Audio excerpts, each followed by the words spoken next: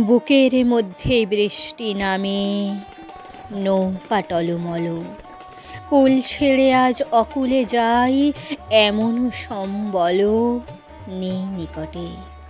হয়তো ছিল বৃষ্টি আসার আগে, চলচ্ছক্তিহীন হয়েছি, তাই কি মনে জাগে পোড়ো বাড়ির স্মৃতি আমার স্বপ্নে মেশা দিন।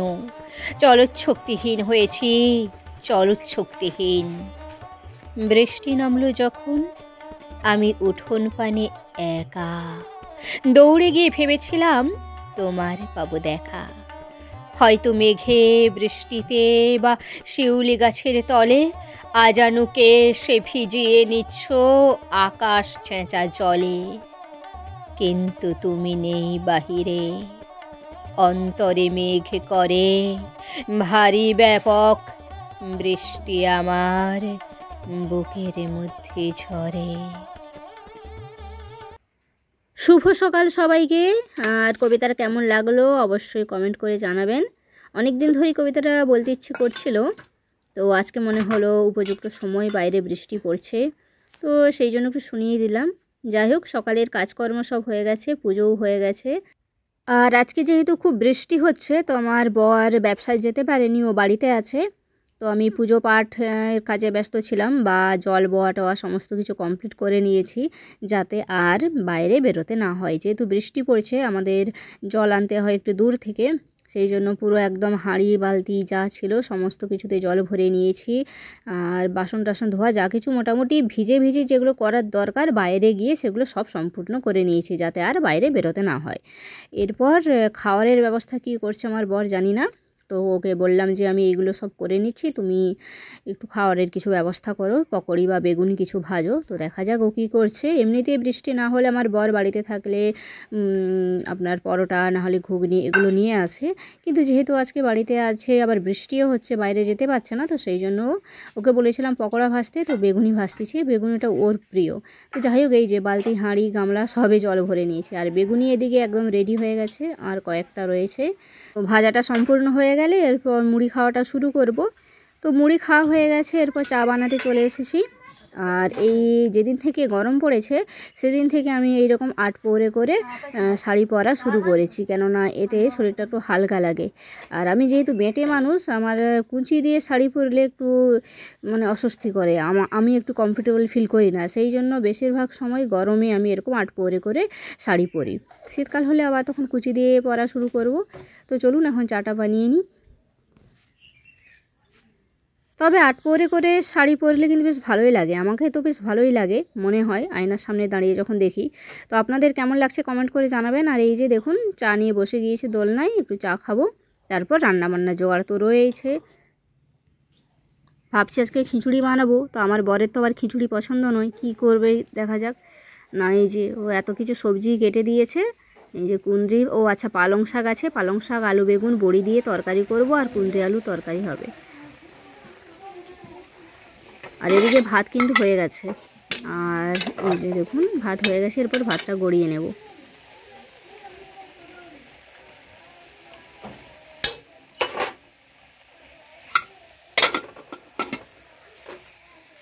তো ফাইনালি রান্নার কাজ সম্পূর্ণ হলো, এরপর দুপুরের খাবার নিয়ে বসে পড়বো খেতে। চলুন, ভগবানকে ভোগ দেখানো হয়ে গেছে, এই যে খাবার নিয়ে বসে গিয়েছি। দেখে নিন কি হয়েছে, ভেঁড়ি ভাজা হয়েছে, আর এটা হচ্ছে যে কুঁদরি আলু তরকারি, আর ওই পালং শাক বড়ি আলু দিয়ে হ্যাঁ একটু মানে মাখামাখি তরকারি হয়েছে আর কি, এটা দিয়েই ভাত খাবো। আর মনে করে করে বলছি কি রান্না হয়েছে, কেননা ভিডিওটা তো অনেক আগে থেকেই বানিয়ে রেখেছিলাম, আর আজকে ভয়েস দিচ্ছি, এই হচ্ছে সমস্যা, সেই জন্য ভুলে গিয়েছি রান্না বান্নাটা কী হয়েছিল। তো যাই হোক, দুপুর গড়িয়ে বিকেল হয়ে এখন সন্ধে হয়ে গেছে, সন্ধে না এখন বাজে রাত্রি 8টা। এখন চলে এসেছি ময়দা আর আটা মিশিয়ে, এখন একটু পরোটা বানাবো আর কি। আর মটর ভিজিয়ে রেখেছিলাম, তো ঘুগনি আর পরোটা বানাবো।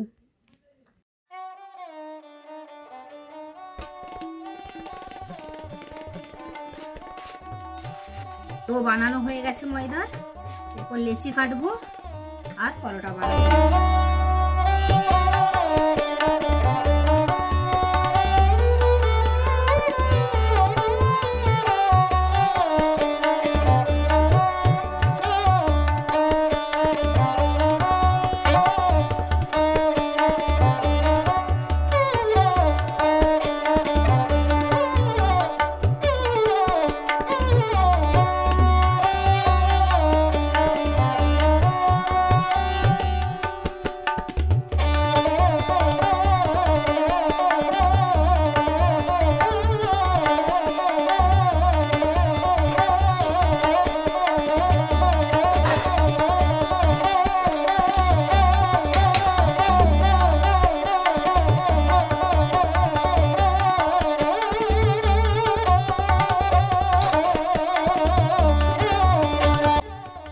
চলুন এখন পরোটা ভাজা শুরু করি।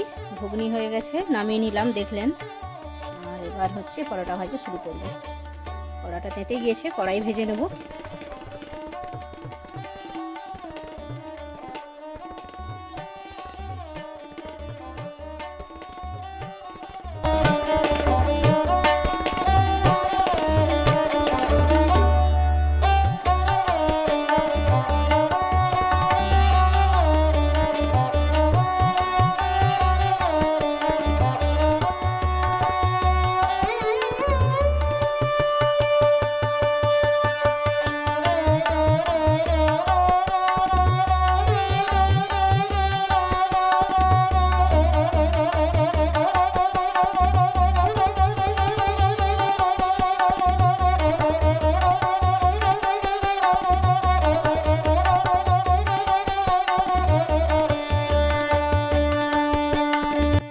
ফাইনালি ঘুগনি আর পরোটা একদম রেডি হয়ে গেছে।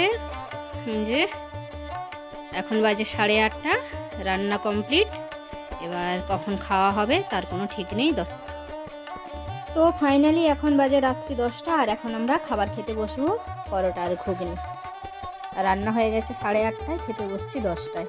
না ঠিক আছে, গ্রীষ্মকালে 10টাটাই ঠিক আছে, রাত্রি 10টায় গ্রীষ্মকালে এমন কিছু নয়। আর এই যে গোপালকে ভোগ দেখানো হয়ে গিয়েছিল, ও গোপালের চামচটা এখানে রয়ে গেছে, ওটা রেখে আসি ঠাকুর ঘরে।